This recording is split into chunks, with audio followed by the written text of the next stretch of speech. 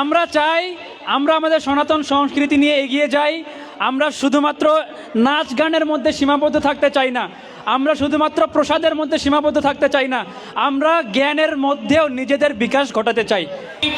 অনেক দিন ধরে ফিল করছি, আমরা যারা যারা হিন্দু আছি, একটা জিনিস আমরা লক্ষ্য করেছি, আমি কালকে লক্ষ্য করেছিলাম যে এই জায়গায় সিরিয়ালি এক এক করে নাম ডাকা হচ্ছে, একজন করে আসতেছে, নৃত্য দিচ্ছে, নৃত্য দিয়ে চলে যাচ্ছে।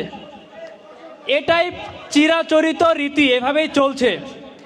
কিন্তু আরেকটা জিনিস আমার মনে হয় এই জায়গায় আমাদের ঘাটতি হচ্ছে, সেটা হচ্ছে আমরা যে হিন্দু হিন্দু হিসাবে আমার ধর্মগ্রন্থের কয়েকখান শ্লোক জানি কি জানি না।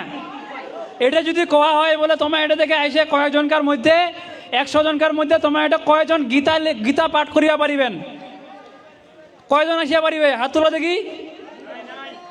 আর নাচিবার বেলা ফের সবাই আছেন, হ্যাঁ নাচিবার বেলা ফের সবাই, সিরিয়াল শেষ হয় না, নাচনি শেষ হয় না। কিন্তু আমার যে ধর্ম, আমার যে গ্রন্থ, আমার যে শ্লোক, আমার যে শিক্ষা, এই শিক্ষাগুলা আমরা পাই না। আমি এই দুর্গা মন্দিরের যে কমিটি রয়েছে, কমিটিকে অনুরোধ করব, এর পরবর্তীবার যখন আমরা দুর্গাপূজা করব, তখন শ্রীমদ্ ভগবত গীতার উপরেও কম্পিটিশন করা হোক, তাই না? যেমন নৃত্যের উপর কম্পিটিশন করা হচ্ছে, যে প্রথম হবে তার জন্য পুরস্কার থাকতেছে, দ্বিতীয়র জন্য পুরস্কার, তৃতীয়র জন্য পুরস্কার। গীতা পাঠের উপর কেউ যদি ভালো কিছু ভালোভাবে পাঠ করতে পারে, তার জন্য পুরস্কারের ব্যবস্থা করা হোক। তাহলে আমরা আমাদের ধর্ম সম্পর্কে অনেক অনেক কিছু জানতে পারবো, আমাদের তরুণ সমাজ জানতে পারবে, আমরা অনেক সচেতন হতে পারবো। এখন এই জায়গায় সোজা বাংলা কথায় মুই একটা চ্যালেঞ্জ দিবা চাচ্ছু।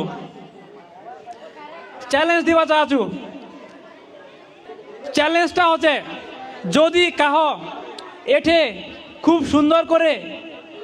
সুন্দর করে গীতা পাঠ করিবা পারেন, একখান শ্লোক হলেও ভালো করে, হ্যাঁ সৎসাহস নিয়া, তবে সময় মনে হয় সংকীর্ণ, এটা মনে একটা সমস্যা। যদি করিবা পারেন তাহলে মুই মোর জায়গা থেকে অক দিম না কয়েকজন আগ দিম, এটা চিন্তা করছো।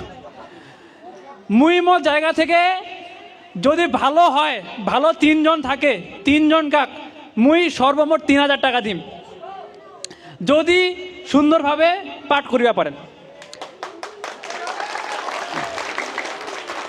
আমরা চাই আমরা আমাদের সনাতন সংস্কৃতি নিয়ে এগিয়ে যাই।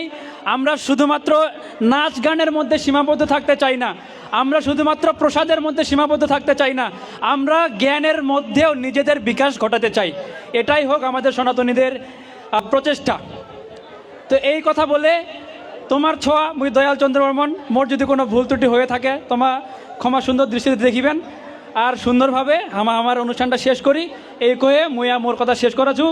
ধন্যবাদ সবাইকে, থ্যাংক ইউ এভরিওয়ান। হরি বল, রাধে রাধে, জয় মা দুর্গা।